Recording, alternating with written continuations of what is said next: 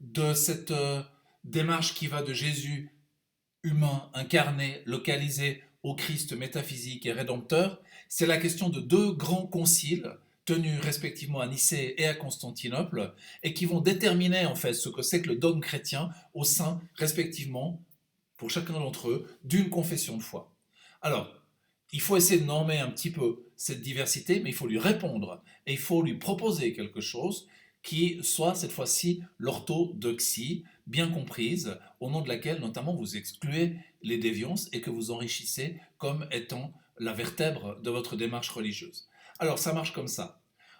Le premier se tient à Nicée, il est convoqué par Constantin, qui s'est converti au christianisme, même s'il se fera baptiser sur son lit de mort, et deuxième concile en 381 à Constantinople, convoqué par l'empereur Théodose. Alors, qu'est-ce qu'il en sort? Eh bien ceci, le concept de Trinité.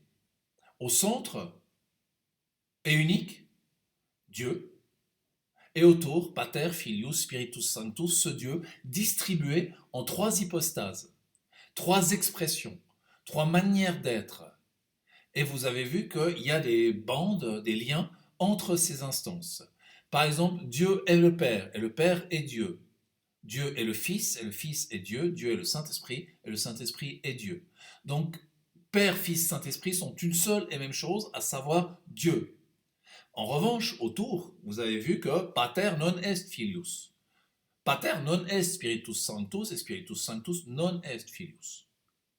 C'est-à-dire que les hypostases, c'est-à-dire ces expressions divines, ne se confondent pas les unes avec les autres et ne sont pas absolument équivalentes. En revanche, elles sont toutes Dieu. Ça, c'est le dogme trinitaire tel qu'il va être défini dans le texte qui va suivre. Alors, ça marche comme ça. Le concile de Constantinople nous propose ceci. Voilà le texte exact traduit en français. Je crois en un seul Dieu, le Père Tout-Puissant. Vous remarquez que ça commence par un je. Vous affirmez quelque chose dans votre nom propre et immédiatement suit l'acte de foi.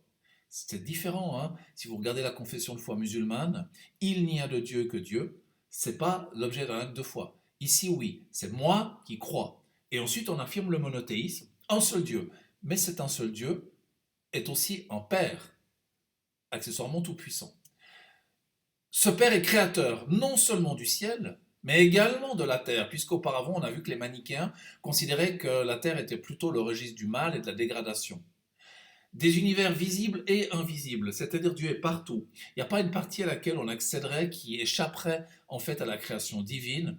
On peut imaginer qu'il y a là une rectification par rapport à des versions gnostiques, etc.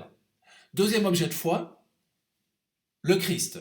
Je crois, à nouveau, un seul Seigneur, unicité, Jésus-Christ, le Fils unique de Dieu. Vous voyez que le un est répété deux fois. Il y a un seul Fils pour un seul Dieu et qui est un seul Seigneur, et c'est Jésus. Alors maintenant, ce Jésus, c'est qui? Il faut préciser, parce que tout le débat, vous avez vu qu'il s'est focalisé autour de cette question de la nature divine. Et là, c'est très étonnant cette phrase. Ce Jésus-Christ, né du Père avant tous les siècles. Et voilà, dans le concile de Constantinople, que Jésus déborde de sa condition historique pour devenir une instance qui est née avant tous les siècles. Jésus devient éternel. Il a toujours existé. C'est simplement son incarnation sur terre sous forme humaine qui a une limitation dans le temps. Mais en tant que tel, il est né du Père avant tous les siècles. Et il faut encore préciser ceci, il est Dieu, né de Dieu. Et ensuite, il ajoute lumière née de la lumière par rapport à tous ceux qui considéraient que s'incarner, c'est tomber dans les ténèbres, vous voyez.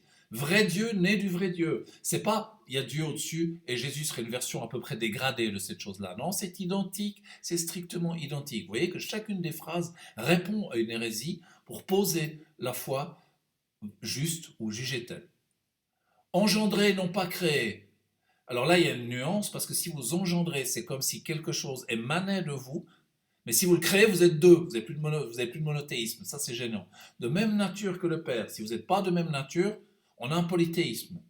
Et par lui tout a été fait, c'est l'idée du logos créateur, c'est-à-dire quelque chose transite par Jésus pour avoir lieu. Histoire de Jésus. Pour nous les hommes et pour notre salut, il descendit du ciel. Donc cette idée d'une incarnation qui est posée là. Et ensuite, vous avez la naissance miraculeuse du Christ. Par l'Esprit Saint, il a pris chair de la Vierge Marie. Affirmation de la naissance virginale de Jésus et de son incarnation pleinement humaine, n'est-ce pas? C'est pas un sous-humain et c'est pas un Dieu au sens qu'il serait holographique. C'est, il naît d'une femme, vierge certes, mais il s'est fait homme. Et ensuite, on prend la peine de préciser, crucifié sous Ponce Pilate pour nous, c'est-à-dire pour notre salut.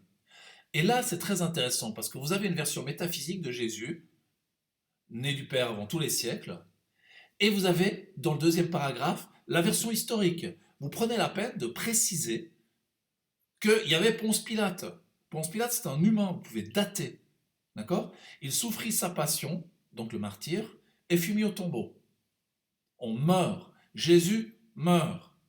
D'accord? Ce sont toutes des choses qui doivent être précisées par rapport à d'autres déclinaisons avec lesquelles tout ça n'est pas en accord. Donc c'est pour rectifier ceci. On pose la mort et on pose la résurrection. Il ressuscita le troisième jour conformément aux Écritures. Conformément aux Écritures juives. Vous voyez, réponse à Marcion. Non, tu ne peux pas écarter le judaïsme. Et il monte au ciel. Ascension de Jésus. Il est assis à la droite du Père. Jésus règne. Les gens assis à droite sont toujours les gens qui sont du bon côté en fait du règne, au même titre que Dieu. Et ensuite, vous avez ce qu'on appelle une eschatologie, c'est-à-dire une science des fins dernières.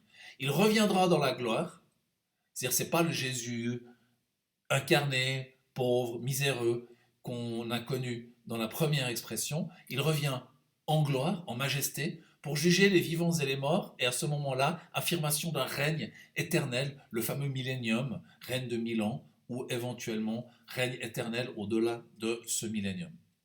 Troisième personne de la Trinité, le Saint-Esprit. Je crois, à nouveau, en l'Esprit Saint, qui est Seigneur et qui donne la vie. Vous voyez l'idée que nous sommes animés par quelque chose qui nous rend vivants, mais vous avez quelque chose de supplémentaire. Il procède du Père et du Fils. Alors là, vous ne l'avez sûrement pas remarqué, mais toute l'astuce, elle est ici, elle est dans le et.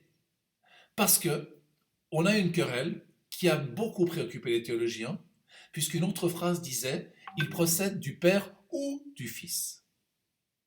Et pour affirmer l'absolue égalité, eh bien, on a fini par préférer la version de dire du Père et du Fils. Des deux à la fois et à égalité. C'est la fameuse querelle dite du filioque. Filio pour dire le Fils, que pour dire est. D'accord? Voilà. Et ensuite, avec le Père et le Fils, il reçoit même adoration et même gloire. C'est pas une figure moindre.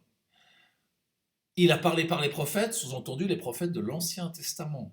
Donc toute la foi chrétienne et l'expression spirituelle du Saint-Esprit avaient déjà une voix, elle était prophétique, dans l'Ancienne Alliance, avant l'arrivée de Jésus.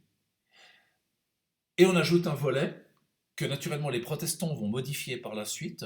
Je crois en l'Église, c'est-à-dire la communauté des croyants. Une, sainte. Sainte, ça veut dire élue, ça veut dire placée sous la gouvernance divine. Catholique, ça ne veut pas seulement dire l'Église catholique, mais le catholicon, c'est ce qui est droit, c'est ce qui est juste. Catholique et apostolique, fondée par Pierre l'apôtre et les autres apôtres avec lui. Celle-là, aucune autre. Pas celle fondée par Marcion, par Magny, par tous ceux qui ont monté des communautés. Non, une seule Église, celle qui est sainte, catholique et apostolique. Voilà. Et derrière, vous devez encore ajouter les sacrements, je crois, en un seul baptême. Vous remarquez qu'il y avait des versions hérétiques qui rejetaient certains sacrements. Un seul baptême, et ce baptême, alors là il y a une ambiguïté, est prévu pour le pardon des péchés. Toute la question va être, et les protestants vont lutter là contre, de savoir si c'est le baptême qui vous sauve ou si c'est votre foi. Alors les protestants répondront à ça en disant que c'est la foi. Ici, vous remarquez que le sacrement du baptême a une dimension sotériologique, c'est-à-dire de salut. Et finalement, dernière phrase, pour le futur, j'attends la résurrection des morts au moment du jugement et la vie du monde à venir et l'éternité. Voilà ce qui, en 381, va devenir le référentiel ultime du christianisme. Et c'est ainsi qu'on termine ces 4 modules. On est parti d'un Jésus nazaréen, il est devenu le Christ rédempteur, en passant à travers une multitude de déclinaisons qui vont être normées au travers de ce texte-là. Affirmation de la Trinité, affirmation de l'équivalence entre les personnes qui forment cette Trinité, totalement équivalente, affirmation de l'incarnation complètement humaine de Jésus, et affirmation de la nature complètement divine de Jésus en même temps. Et l'Esprit Saint qui donne la vie et qui est à équivalence de ces 2 personnes-là. Ensuite, les 3 derniers points qui répondent à toutes les problématiques politiques, une seule Église, un seul baptême, et en fin de compte, la résurrection des morts pour venir se placer devant Dieu au jugement.